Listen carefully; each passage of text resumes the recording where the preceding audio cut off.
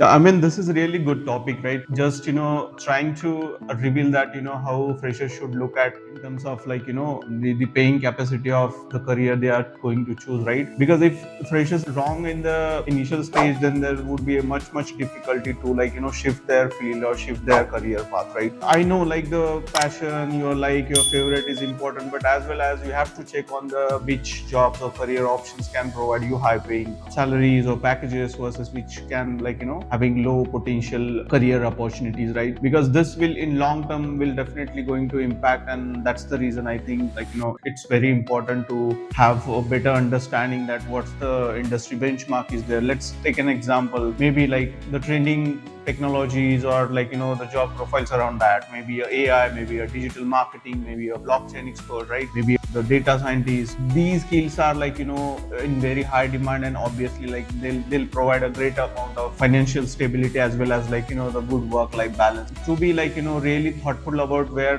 to go, which field to choose, and like what trends are exactly going on, I think this podcast will like really help fresh.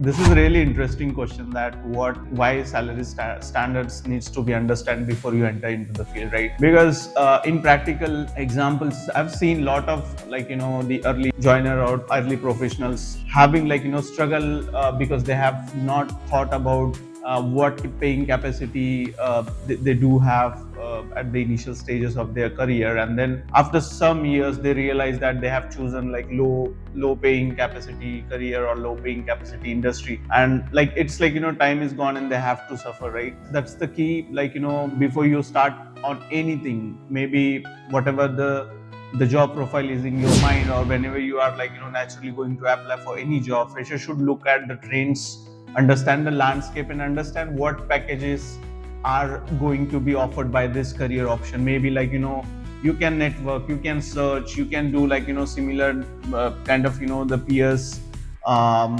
inquiry on the salary packages for a freshers, for a like 3 year experience one, for a 5 years experience one, what packages that job or career option can give after 10 years, right? So I think that's the way you can just make sure that whenever you choose any specific field, you will like really sure that what gonna that offer in terms of the salaries or packages in the future. I think the very initial stage is like just to identify and try to understand the trends around the field which you are trying to choose.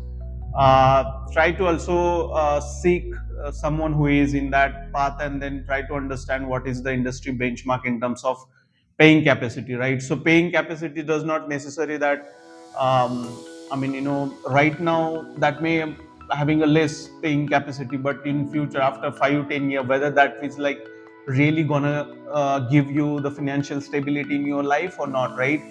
Or is there any chances that that career could lead into entrepreneurship? Maybe you have your own startup, right? So think about that and try to validate that. I think that's the way or the approach you can use to make sure that you land on the very different packages, like exceptional packages, uh, opportunities, right?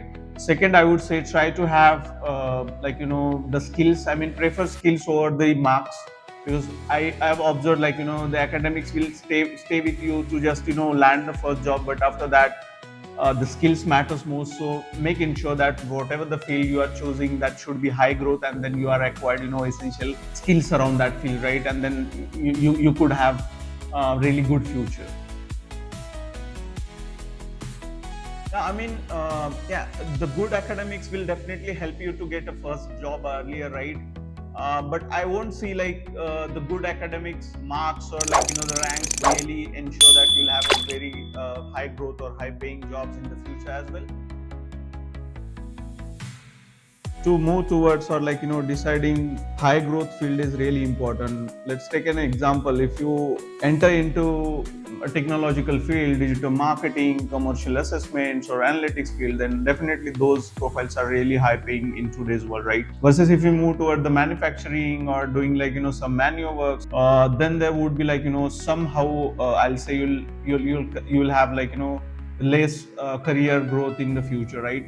but again it's totally depend on like how you move, right? Second thing, don't stay too much into the low paying jobs, right? Try to move out of them, and then figure it out that what the trending skills are there, what the trending certifications are there, which you can like do and just move to the high paying jobs, right?